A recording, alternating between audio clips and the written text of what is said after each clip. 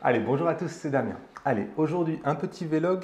J'ai pas mal de choses à vous dire. La première, c'est de vous dire que le XF80, dernier objectif de la gamme Fujifilm et premier objectif macro de la gamme, est enfin sorti. Il est disponible un peu partout. Il y a du stock selon les magasins. Il y a certains magasins qui n'en ont pas, mais il y a des magasins qui ont du stock. Donc, si vous l'attendiez pour vider votre porte-monnaie, c'est maintenant et c'est le bon moment.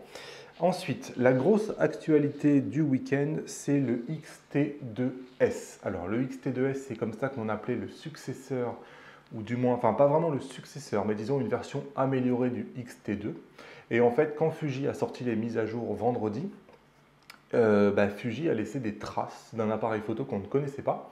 Et en fait, que dans les fichiers donc, internes à Fuji que Fuji a mis à disposition du public, on trouvait un modèle XH1. Donc tout le monde a compris que XT2S n'existe pas et que en fait XT2S est devenu XH1. Alors c'est toujours, on le sait depuis beaucoup de choses. Je pense que Fuji a laissé ouvertes les vannes des rumeurs et je pense que c'est pas possible d'en savoir autant sans qu'il y ait une complicité de la part de Fuji, donc j'imagine que c'est voulu. Moi-même, je reçois beaucoup de mails de gens s'interrogeant s'ils doivent acheter le XT2 en sachant qu'il y a un XT2S qui arrive. Et je me demande si Fuji n'a pas voulu tordre le cou à ce genre de choses en disant, en laissant entendre un peu partout sur Internet exactement ce qu'ils avaient en tête avec le XH1 de façon à ne pas pénaliser les ventes du XT2. Alors du coup, ce XH1, la première des choses intéressantes, c'est d'analyser le nom. Aujourd'hui, un appareil photo vidéo, c'est quand même le GH5 de chez Panasonic. C'est, je pense, la référence en vidéo. C'est ce que je vois partout, tous les youtubeurs, tous les gens qui font de la vidéo. Il y a énormément de GH5. Il y a un peu de Sony 6500, des choses comme ça, mais il y a quand même beaucoup de GH5. Et c'est bizarre, comme par hasard, Fuji arrive avec un XH. Donc pour moi, c'est pas du tout un hasard. Et donc avoir un XH1, c'est envoyer un message marketing disant attention, on s'adresse aux communautés de vidéastes.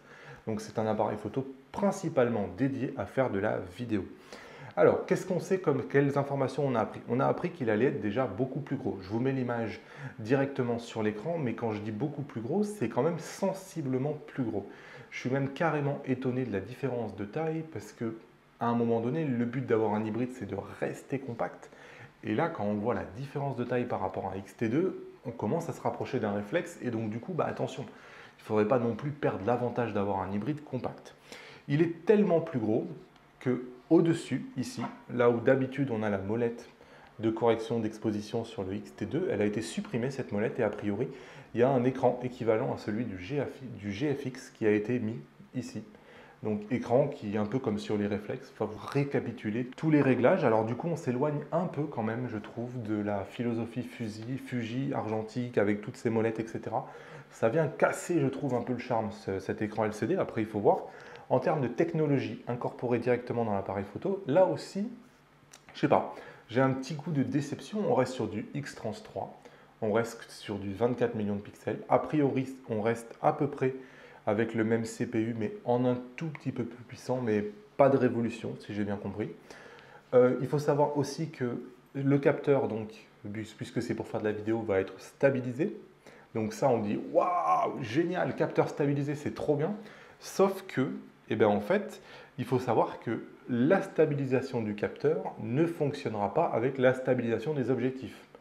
Et donc, du coup, la fonction de dire on a une double stabilisation, écoutez, d'après les rumeurs, en tout cas, ça ne marche pas. Alors ça aussi, je suis un peu déçu si c'est la réalité parce que, en définitive, la stabilisation du capteur va être utile pour stabiliser les optiques qui n'ont pas de stabilisation. Mais pour toutes les optiques qui ont déjà une stabilisation, il faudra choisir entre la stabilisation du capteur ou la stabilisation de l'optique. Et ça, c'est quand même un peu dommage. Cet appareil photo-là, il doit sortir à la fin du mois de février 2018. On sait qu'il va incorporer, comme d'habitude avec Fuji, à chaque fois qu'il lance une nouvelle génération, il y a au moins une simulation de film nouvelle. Ici, ce sera la simulation de film Eterna, qui, comme par hasard, est une simulation de film qui est plutôt à destination des gens qui font des films. Donc là aussi, pas de mystère. Il faut savoir que cet appareil photo, il sera vraiment dédié vidéo et du coup, il aura les bonnes caractéristiques pour la vidéo, c'est-à-dire pas de crop sur le capteur. Donc on aura vraiment une pleine image pour faire les vidéos et on aura le fameux F-Log tant attendu chez Fuji. On utilisera a priori les mêmes batteries. Là aussi, ça m'étonne un peu puisque étant plus gros, on aurait pu imaginer qu'il puisse avoir une plus grosse batterie. Et ensuite, forcément, comme il est plus gros, on sera obligé d'y adapter un nouveau grip. Donc ce nouvel appareil photo, vous allez voir, ça va être vraiment, on va s'éloigner vraiment de la philosophie X-T2. On disait jusqu'à maintenant X-T2S et donc ça faisait peur pour moi. C'était pas un bon signal pour le X-T2.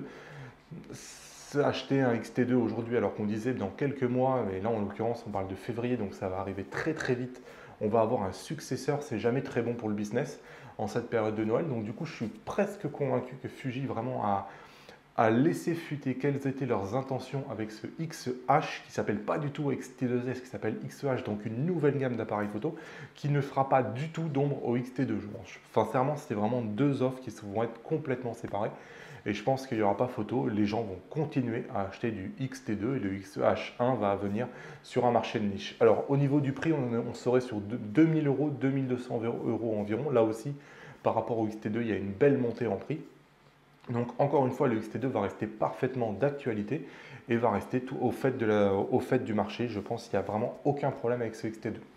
Alors, le X-T2, il a été mis à jour. J'ai pu vraiment beaucoup l'utiliser depuis, notamment parce que je fais le test du XF80 et que j'y ai vraiment passé énormément de temps avec. Et du coup, j'ai pu vraiment tester. Et j'ai commencé le test du XF80 avec le XT20. Et sincèrement, maintenant que le XT2 a été mis à jour, on peut mesurer à quel point l'autofocus a quand même dramatiquement été amélioré. Et vraiment. Et ce n'est pas juste le tracking. C'est-à-dire qu'il a été amélioré aussi quand on fait de l'AFC. Et on peut voir des optiques comme le 56 mm 1.2 en AFC quand vous utilisez le point unique ou la zone qui fonctionne beaucoup, beaucoup mieux qu'avant. Et il n'a plus du tout ces mécanismes de pompage qu'on pouvait avoir beaucoup plus. Franchement, il y a une vraie, vraie amélioration. Ça concerne surtout tous les zooms qui ont le LM dans le nom. Alors là, le XF56 l'a pas évidemment, mais tous les zooms qui ont le LM aussi ont vraiment une belle amélioration et on se rend compte qu'ils ont des meilleures performances. Ils vont beaucoup plus vite pour aller d'un point, d'un collimateur à un autre pour faire la mise au point quand vous passez d'une mise au point proche à une mise au point loin. C'est vraiment une très très très belle mise à jour et franchement, il n'y a vraiment qu'un constructeur comme Fuji qui fait ce genre de mise à jour. Alors ensuite, il y a le focus picking qui clignote. Alors ça, je l'avais remarqué. Je l'avais même dit sur Facebook dès que c'est sorti, mais j'étais incapable de le reproduire. Et je trouvais ça génial, mais après, je n'ai pas su le remettre. En fait, il est un peu caché. Et en fait, il faut activer l'alerte haute lumière directement sur l'écran.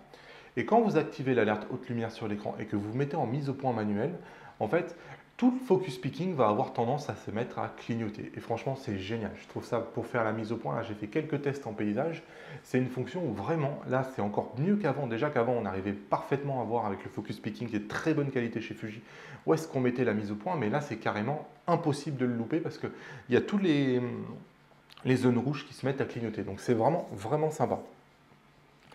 Après, c'est entre guillemets une petite astuce parce que c'est pas vraiment, on ne sait pas trop si c'est fait exprès, si c'est un bug, etc. Mais en tout cas, ça marche bien. Et je n'étais pas arrivé à comprendre pourquoi la première fois ça m'avait fait ça. Et c'est qu'en lisant des forums, des forums anglophones, que je me suis aperçu, que d'autres gens en parlaient, que je me suis aperçu de comment il fallait faire. On a mis à jour les boîtiers la semaine dernière, mais il faut quand même se rappeler que même les objectifs peuvent être mis à jour. Donc je vous incite à aller sur le site de Fuji, vous allez sur Fujifilm Firmware Table, toujours pareil quand vous regardez dans Google, et vous vérifiez que tous vos objectifs sont à jour. C'est vraiment quelque chose à faire, ce n'est pas quelque chose de négligeable. Si Fuji a mis à jour un objectif, c'est qu'il en a besoin. Et donc vraiment, si vous utilisez cet objectif-là, en ne l'ayant pas mis à jour, c'est quand même assez dommage. Fujifilm a fait le travail de le mettre à jour, donc mettez-le à jour aussi. C'est exactement la même procédure que pour mettre à jour votre boîtier. Voilà, ensuite, alors quelque chose d'un peu différent. Moi, vous savez, j'aime beaucoup la photo d'enfant, puisque j'ai 2 enfants et je m'éclate avec mes enfants. Je n'ai pas forcément l'occasion de faire la photo de modèle comme certains, etc. Enfin bref, moi je fais la photo de mes enfants, c'est ce qui me donne des émotions. Et j'ai quelqu'un que je connais par un coach commun qui lance sa chaîne YouTube qui s'appelle Apprendre la photo d'enfant. Et il a décidé de faire un calendrier de l'avant de la photo d'enfant. Et tous les jours, il fait une petite vidéo tuto avec des idées de photos d'enfants à faire, très très simple, réalisable chez soi. Et du coup, en cette période de Noël où on veut peut-être des photos originales, on est toujours en train de chercher comment avoir de la créativité, comment sortir de la photo banale, comment faire des photos qui marquent. Et il est en train de donner des recettes un peu tous les jours, une vidéo par jour, de comment faire une photo d'enfant originale. Et du coup, je vous invite, je vous mets le lien juste en bas de cette vidéo, je vous invite à vous abonner à sa chaîne et à aller voir un peu les 2 premières vidéos. Il en a pour l'instant, au moment où je fais cette vidéo, il y a 3 vidéos tuto qui sont sorties et sur les 3, personnellement, j'en ai essayé 2 et je me suis bien amusé. Et mes enfants aussi, ça nous a fait le week-end, donc c'était vraiment très bien, ça fait des belles photos, on est content. Donc du coup, écoutez, je me suis dit que j'allais vous en parler. D'habitude, je saurais que je ne fais pas forcément de pub pour d'autres chaînes, mais là, si vous avez des enfants, vous cherchez des idées pour faire des photos, etc., je pense que ça peut vous intéresser. Donc du coup, allez voir. Voilà.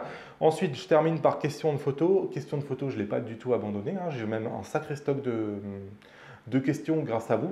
Ça a mis du temps à démarrer, mais peu à peu, les questions sont arrivées, donc j'ai un stock. Par contre, j'ai pas du tout eu le temps. La semaine dernière, j'ai beaucoup travaillé sur les mises à jour. Maintenant, je travaille pas mal sur le XF80.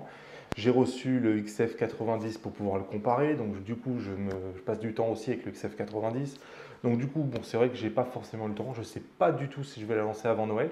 Noël, c'est dans 3 semaines. Donc, cette semaine, c'est sûr. Donc, je la lance pas. Donc, bon, je sais pas. Probablement peut-être plutôt en début d'année ou alors en toute fin. Je sais pas. On verra bien. Et en fait, l'objectif à terme, ça sera de sortir une vidéo tous les jours et j'aurai 4 vidéos de questions de photos et 3 vidéos de les guides Fujifilm. Donc je pense que les questions photos vont être intéressées aussi les gens qui utilisent des Fujifilm, mais ça s'adressera aussi à d'autres marques. On parlera photo en général sans que ça s'adresse à telle ou telle marque. Si cette vidéo vous a été utile, comme d'habitude, lâchez-moi un pouce levé vers le haut. Si vous avez des questions ou des commentaires, ça se passe juste en dessous de la vidéo et je vous réponds. Si vous débarquez sur la chaîne avec cette vidéo, cliquez sur mon visage, cliquez sur le bouton s'abonner juste en bas. Vous avez une cloche, cliquez sur la cloche pour être prévenu des prochaines vidéos. Je vous souhaite une excellente semaine et à bientôt sur la chaîne. Salut!